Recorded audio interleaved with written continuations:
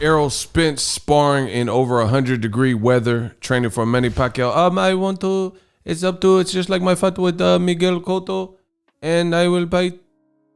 We're going to talk about that. What up, Fight World? It's your boy Ego, and I'm back with some more boxing. I invite all y'all to the channel and encourage you to hit the like button. The likes go a long way. If you enjoy the content, consider doing that. Big fight coming up. Pacquiao versus Spence, Las Vegas, T-Mobile Arena. It's about to go down. August 21st. Let's get it. Now, obviously, I'm really looking forward to the fight. Two of the greatest southpaws in this generation. Pacquiao, historical fighter. And it should be a good fight. August 21st, 2021. Now, Errol is putting in work. He's doing hot yoga. I made a video about this. This is why you guys got to subscribe to the channel and hit the like button so it gets recommended when I drop new heat. I made a video about this. You guys can see Errol Spence. He looks to be in damn good shape. Doing hot yoga. He's already, I don't know how much he weighs, but he looks like he's lean and you can tell he's training. Now his trainer, Derrick James, posted this on his page. Great trainer. You know, people just want to give it to Eddie Reynoso, Canelo's trainer. Payday. You want payday. I know that. And they just keep saying he's trainer of the year. But there's a lot of great trainers that are being underrated. Like if Derrick James has Errol Spence come through in the Pacquiao fight, that's a legacy fight. Legacy, legacy, legacy. Then this month, his other pupil, Jermell Charlo, champion, is fighting for undisputed. So he's a busy man, back-to-back months.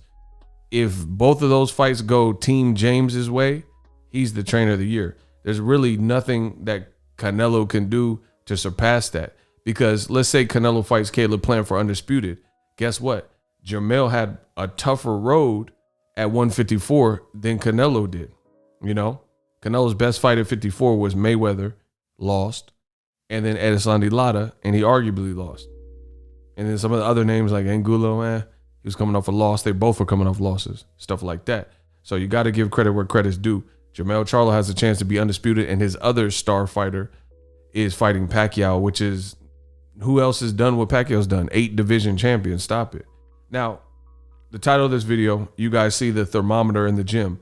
It is over 100 degrees in this Texas gym where Errol Spence is training.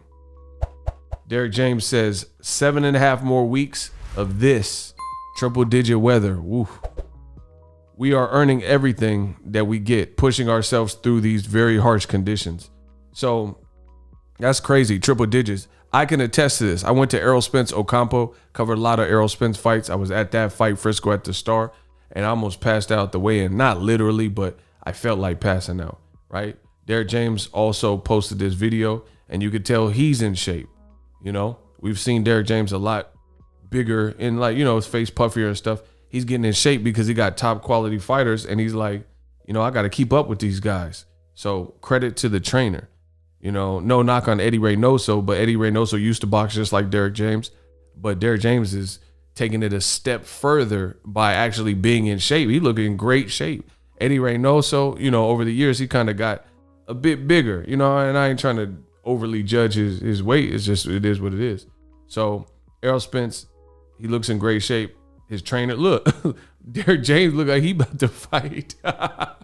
Derrick James look like he about to fight somebody. What? He said, I have the right to bear arms.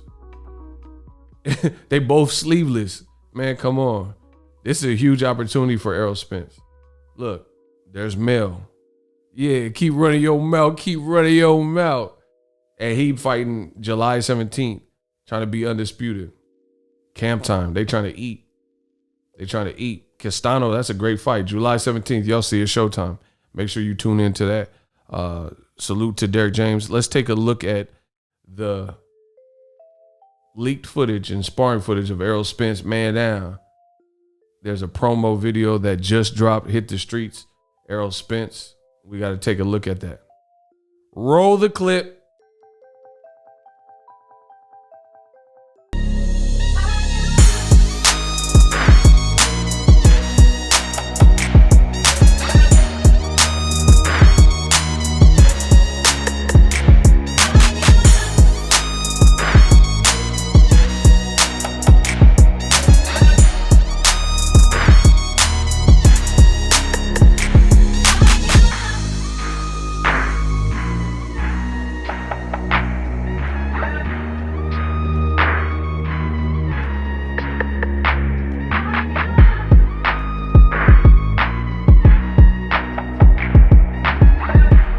Okay.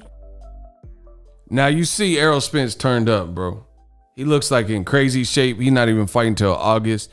That wreck that he went through, obviously documented thing. The wreck he went through might have taken his mind to another level. He knows what his purpose is. And I'm not saying he didn't know that before, but sometimes when you go through those near-death experiences or things that make you think about your life in its totality and your life flashes before your eyes, you see the pictures of, you in your weakest state. Who knows? Who knows what that's done to him? But he looks like he's in crazy shape. This is going to be a great fight. Look, Derrick James wrapping him up.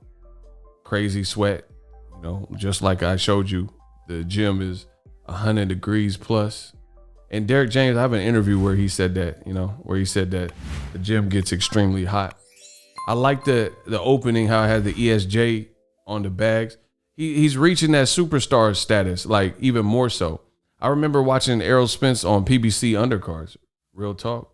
He was on the PBC, like when he fought Barrera, like that's a Nacho Beristain fighter. And he was on the undercards to like bigger fight cards, maybe even like Keith Thurman, Sean Porter type cards. And we were just hearing about how dope he was. Now it's crazy. He keeps telling you, hey, big fish, hey, stop that cat. And hashtag man down, strap season, all that stuff is coming to fruition. Tables turn. Yeah, the tables really have turned. I like that back piece. He got the new tattoo, Oh, look at the defense. You're going to need that because Pacquiao's fast. I'm trying to get... I'm actually anxious to see somebody who... Like, Errol's a dynamic fighter. We know that. Errol Spence can box. He showed you that in many of his fights, namely the Mikey Garcia fight. Even in the Kell Brook early rounds, he showed you that. But then he also has that brute force walk you down. He has a chin from what we've seen. He looks to be in crazy shape. And the great thing that's cool to me with some of these PBC fighters like Errol Spence and Gervonta Davis and Wilder, I think they really get it. Notice all three of those people I just named are all with PBC. All Olympians except for Tank Davis. There's only one loss between the three of them. They're all went super underground and off the grid and had big fights. Mario Barrios pay-per-view. Wilder Fury 3 won the arbitration. Now he's doing the trilogy fight. And Errol Spence fighting the legend in Pacquiao, right? They all went kind of underground and let you know that they taking it serious. That's the ESJ that I was talking about. You see the logo. That's dope on his bag. So it's just like, I think these fighters, as they mature, they're starting to see like, man, I'm really the wave. Like we can turn this from, making a cool couple million to something different, like generational wealth and super legacy and stuff like that. And I think we're seeing that with Errol Spence. I like this cool moment with his daughters, checking on his babies in the middle. It just humanizes Errol Spence. I think Errol Spence is a good dude. You know what I mean? And this looks extremely bad for Terrence Crawford, as I keep saying. You got to look at it. Crawford has told the world that he was training and getting ready to fight Manny Pacquiao. But where's the Pacquiao fight? Oh, that's right. Errol Spence is the one that got it. Now, Crawford, he stays in shape as well. In his gym, you see everyone working and stuff. But we don't even know. Like somebody as good as Crawford, just listen to what Aaron recently said. This is why Errol Spence, when he announced the fight that he was fighting against Pacquiao, he said hashtag blame Bob, right? Because he got the major fight. These are both of the guys that Crawford said he wanted to fight. Everything I'm saying is all fact. Now, Bob Arum keeps throwing Terrence Crawford on the bus, saying, hey, I'm losing money on the kid every time he fights. They're also talking about him fighting a slew of 140 pounders. If he's going to fight a 140 pounder, Crawford is elite level. So why wouldn't he fight the best 140 pounder who just became undisputed, much like Crawford did when he was at 140 in Josh Taylor? Because they're trying to extend the gravy train and add a middle fight with like a unnecessary fight with Jack Catarax or Catterall or Adderall, whatever the dude's name is, saying it's a mandatory, but it doesn't make sense. Josh Taylor just beat Regis Prograis in the World Boxing Super Series, won the World Boxing Super Series Ali Trophy with culminated with the Regis Prograis win. And then later fought a couple other people. And then he fought and just recently beat Jose Ramirez. Why would you backtrack and take care of a mandatory if you're moving up and your goal is to move up and fight against Terrence Crawford? That don't make sense. Josh Taylor said he wants to move to 47. So what is he doing fighting mandatories at 140 when you've already accomplished everything you need to accomplish? So for many reasons, Errol Spence is big fish. That's why he's doing his dance and chained up, bling, looking crazy, drip, and kicking it with rappers and stuff. And then meanwhile, Crawford is staying in shape, but it's like we don't know he's going to fight. Bob Arum, you can't get mad at me. Bob Arum says that Jose Zepeda is an option. How is a guy as good as Crawford, his options are Zepeda, his options are fighting one time a year?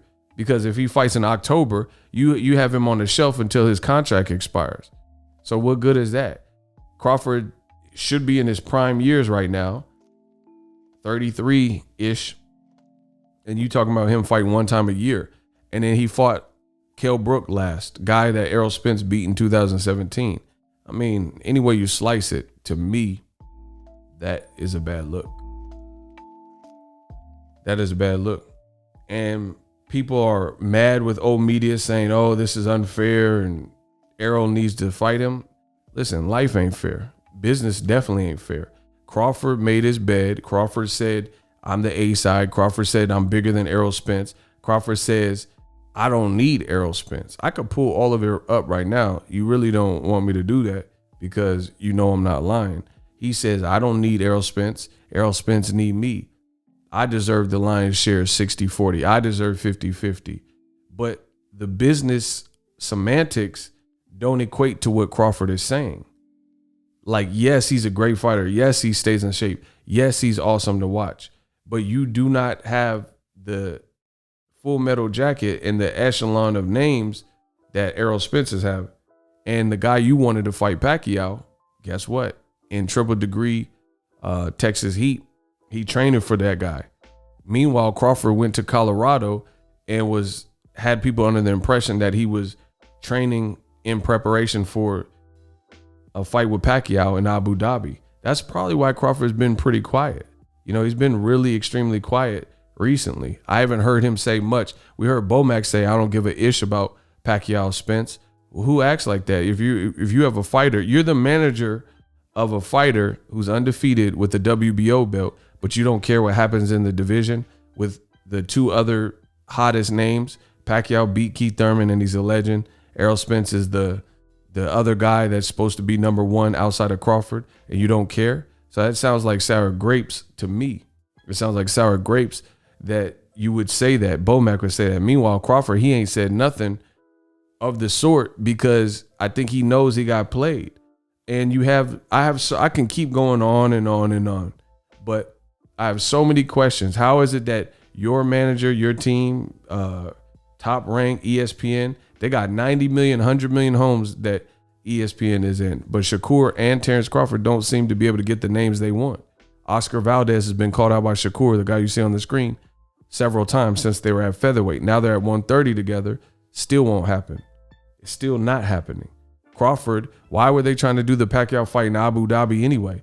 You were hearing old media reports saying that Crawford was going to fight in Saudi Arabia and he was going to fight in Abu Dhabi and Qatar against Pacquiao, but then the money fell through and the pandemic. Okay, all that stuff still exists, but PBC got it done for Errol Spence and Pacquiao. So how did they circumvent the pandemic? How come the money came in when they went to fight Errol Spence versus Pacquiao in America? He didn't have to. They didn't have to take their Black American Olympian and undefeated fighter Errol Spence to another country. Things that make you go, Again, I encourage you to like the video. I got a lot of heat, and I'm going to be dropping heat all year, whether y'all want to hear it or not. You know, appreciate everyone for the support. Let me know what you guys think. Back to Errol Spence. Hey, stop that cat. He got what he's wanted, and he didn't have to do anything. His Derrick James didn't do a bunch of hooting and hollering, didn't proclaim the fight. They just sat back. The teams got it cracking, and that's how it should be done. Now he's fighting Pacquiao. Boom. Drop your thoughts I need detailed thoughts in the comment section. Run them likes up. Let's run the numbers up. We working.